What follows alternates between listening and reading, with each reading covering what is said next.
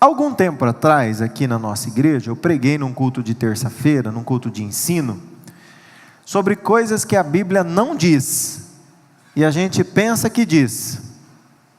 A gente pensa que está escrito, a gente repete, a gente ouve em pregação, mas a gente nunca vai conferir na Bíblia se existe mesmo.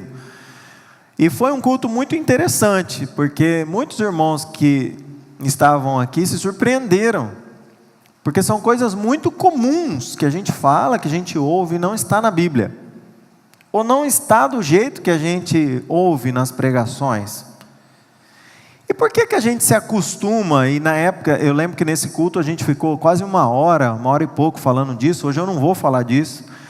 Mas por que a gente ouve e não procura na palavra de Deus, ou não se aprofunda? Porque a gente está acostumado a ouvir. Isso é um perigo na vida do crente. Como eu falei, o tema dessa palavra é: o costume mata o crente. A Bíblia diz que o diabo não tem poder para destruir a nossa vida, nem tampouco o pecado. O diabo é um derrotado, e ele sabe disso. Astuto, mas derrotado. O pecado é aniquilado na cruz, através do sangue do Senhor Jesus, que derrama sobre nós e limpa a nossa multidão de pecados. Mas a falta de conhecimento, em Oséias diz, essa sim, a gente precisa estar atento, que a falta de conhecimento pode destruir o povo de Deus. Jonas, por exemplo, ele não foi engolido por uma baleia, foi engolido por um grande peixe. Mas vira e mexe a gente ouve baleia. O Senhor Jesus, se você abrir a sua Bíblia em Mateus 12, vai ver Jesus falando. Mas a única versão que traduziu isso para baleia foi a Almeida Revista e Corrigida. Todas as outras, as mais atuais, pegou o original do texto de Jonas, que é grande peixe. Nós não sabemos ao certo se é baleia, mas pegou, né? A moda é baleia, então fala baleia. Isso não é um erro, a gente não sabe se era uma baleia ou não. Diz que é um grande peixe. Talvez se fosse uma baleia, a Bíblia teria chamado de um grande mamífero, né? O biólogo me ajuda aí, os biólogos, né?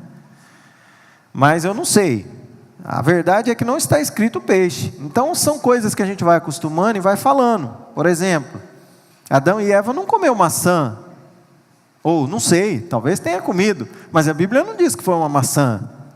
Que foi um fruto. E você sabe que tomate é um fruto. Pode ter comido um tomate. Tomate é um fruto. A classificação dele é como fruto. Então pode ter comido um tomate, mas a gente aprende que é maçã, vê que é maçã. Isso é por causa da tradução King James, que foi a primeira palavra, né, que foi usada, foi apple, né? E aí acabou ficando e tal, mas o original lá da Septuaginta é fruto. Mas a gente vê desenhos para as crianças maçã, a gente vê quadros do tempo da Idade Média maçã, e vai ficando. Se eu perguntar para os irmãos quantos foram os reis magos que foram visitar Jesus, calma, talvez você vai falar até o nome. Na Bíblia não tem que são 3 e nem tem nome. Isso é uma tradição católica, não tem na Bíblia.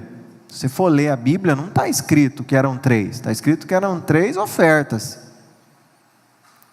Algumas pessoas dizem que eles eram astrólogos, e que isso é assim, né? Não, esses magos, a tradução é astrólogo, e na verdade a tradução original não é astrologia, a tradução original eram pastores que se guiavam pelas estrelas.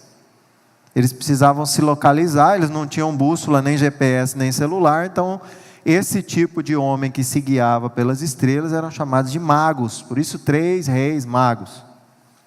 E aí vai, né? São tantas coisas que se a gente... Eu falei num culto de terça-feira muitas coisas aqui. Paulo caiu do cavalo, né? Mas Paulo não caiu do cavalo, a Bíblia não diz que ele caiu do cavalo quando teve um encontro com Jesus, que ele caiu por terra, ele poderia estar andando de a pé. Mas a gente vê sempre que Paulo caiu do cavalo, e pregadores eloquentes, e Paulo caiu do cavalo, caia você também, e o irmão da glória. Mas a Bíblia não diz isso. Diz que ele caiu por terra. E por incrível que pareça, quando você faz assim essa análise minuciosa da Bíblia, tem até palavras de efeito que a gente usa, né? Ixi, é tanta coisa, irmão. Por exemplo, Paulo e Saulo, né? Na verdade ele não teve um nome transformado, ele tinha 2 nacionalidades. A Bíblia diz que, na verdade, a Bíblia diz Paulo também chamado Saulo. Então são tantas coisas, mas a gente escuta. Enquanto são coisas assim que a gente consegue relevar, que a gente consegue mediar, é simples. O problema é quando são posturas que nós adotamos na nossa vida, que nos afastam de Deus.